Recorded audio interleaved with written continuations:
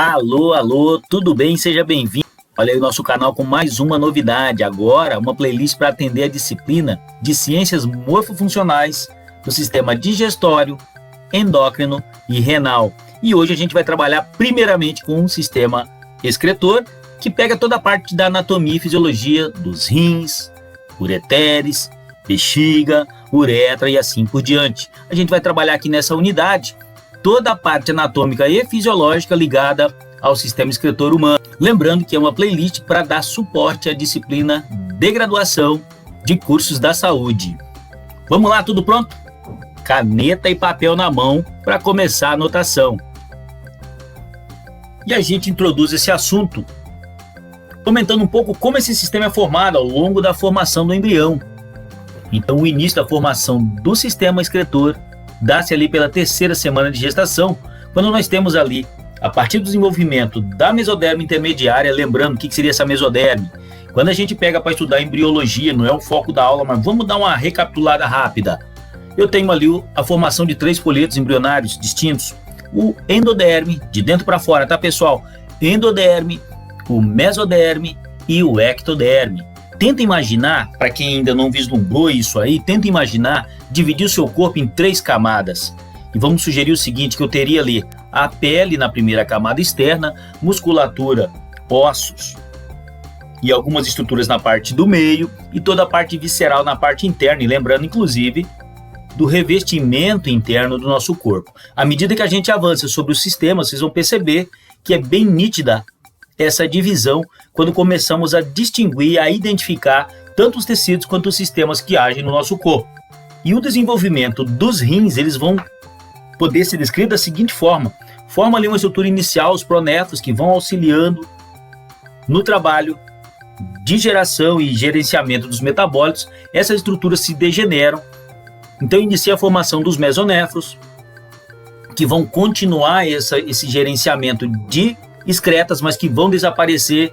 Só um parêntese rápido aqui, no sexo feminino eles desaparecem totalmente, no masculino vai dar origem a estruturas, por exemplo, como o epidídimo, que quando eu pego para estudar lá no sistema reprodutor, eu vou perceber que é o ponto de geração, formação e maturação das células sexuais, no caso os espermatozoides.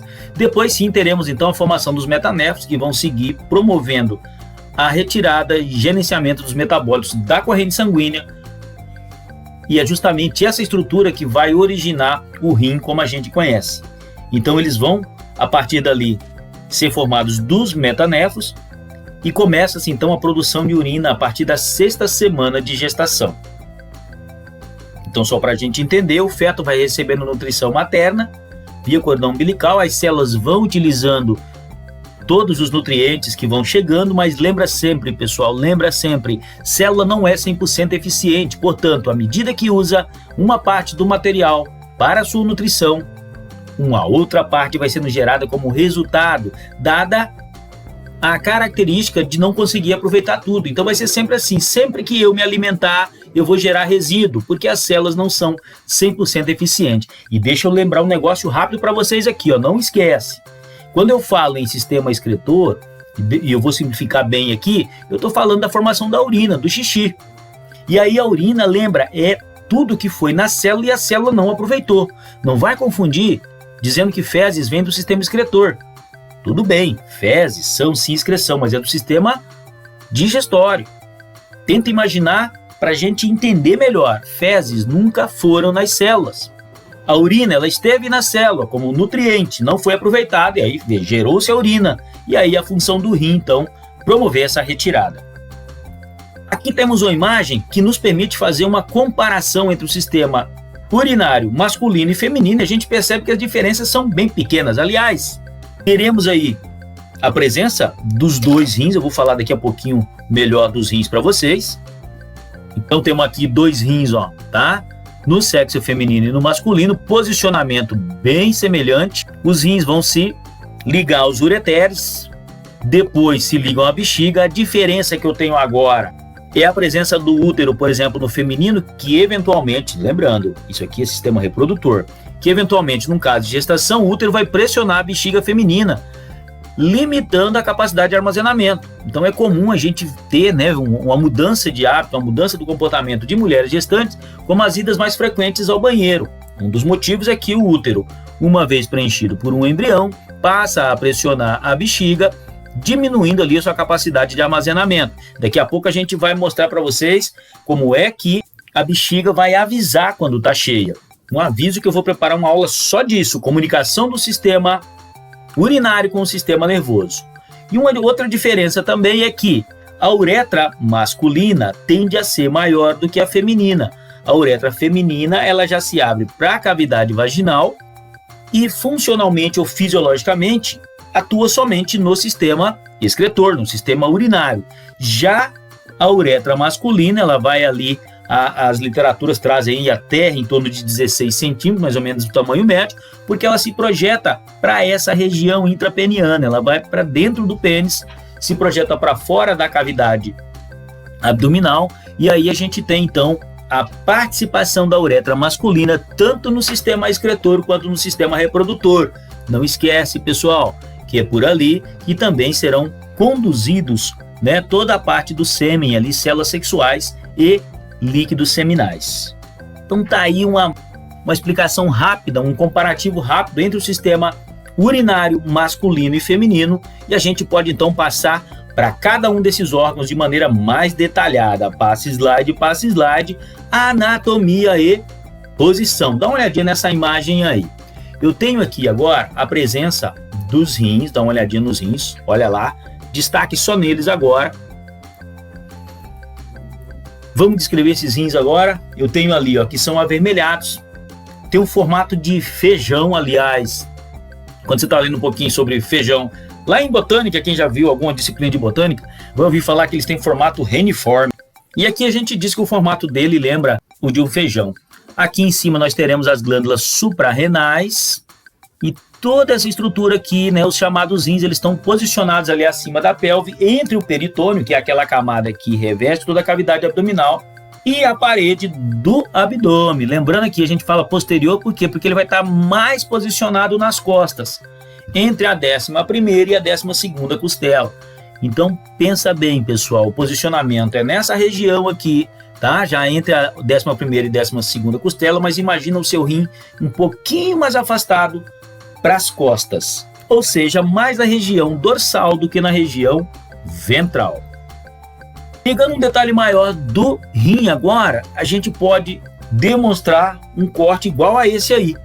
E o que eu tenho para mostrar ou para destacar aqui com vocês é que eu posso dividi-lo em 3 regiões distintas. Uma região mais externa, que lá na anatomia, sempre que a gente estiver trabalhando com regiões de órgãos, a parte periférica é chamada de córtex. Não esquece, moçada, córtex é a parte periférica, zona cortical, não é isso? Córtex, tudo isso é periferia do órgão. E a parte do meio a gente chama de medula. Então, são antônimos aí, tá? Um é o contrário do outro. Córtex é a periferia e medula é a parte mediana, é a parte interna de um órgão, qualquer um que você estiver estudando. Então, nessa parte cortical aqui do rim, é onde estarão posicionados os néfrons. Canacheiro, vai ter uma hora só para falar dos néfrons? Lógico que vai ter, a gente vai detalhar bastante os néfrons depois, só eles. Mas qual que é a função desses néfrons? A função é filtrar. Então, se você ouviu falar que o rim é um filtro do nosso sangue, é o filtro que retira os metabólitos que estão na circulação sanguínea, lembra bem, gente, que lá nos rins existem umas unidades chamadas de néfrons, e essas unidades, cada uma delas vai desenvolver a função de filtragem. Então, se o rim filtra o nosso sangue, é porque ele é dotado de diversos, milhares de néfrons, tá? E cada um desses vai fazer o seu trabalho de maneira individual, contribuindo para a função do órgão como um todo. Então, pegando agora um detalhe da parte mais central do rim, que seria então a medula renal, eu tenho ali a presença das pirâmides renais, ok? O que são essas pirâmides renais? Essas pirâmides vão receber o filtrado glomerular, o filtrado inicial, que é preparado pelos néfrons. Então imagina, o néfron começa a filtragem, faz toda a produção que a gente vai ver depois com um pouco mais de detalhe, e aí em seguida nós teremos então o encaminhamento desse material para as pirâmides renais. E as pirâmides renais recebem esse filtrado glomerular e já vão promover a excreção desse material para as partes subsequentes. E quais partes são essas? São as partes posicionadas agora no seio renal. Dá uma olhadinha aqui, ó. Olha o seio renal aqui, certinho? Então agora eu tenho encaminhamento do material que estava nas pirâmides para os cálices maiores que formam aqui a chamada pelve renal. Então imagina, pessoal, vamos voltar um pouquinho, ó, lá na periferia, ó. Na periferia começa a filtragem, que convergem para estruturas mais de um calibre maior, e a partir daqui elas vão convergindo para canais de um calibre também bem maior. Então a ideia é começar em unidades pequenas e ir convergindo esse material para unidades de transporte mais calibrosas. Então são túbulos mais calibrosos.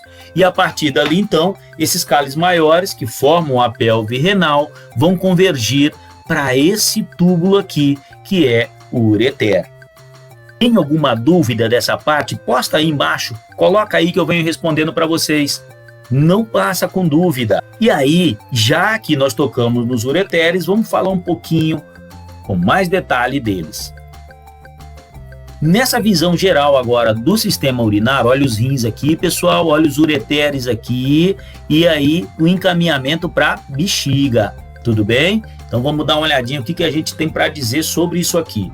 Os ureteres, eles são formados por musculatura lisa. Então olha aí, é um tubinho assistido por musculatura lisa.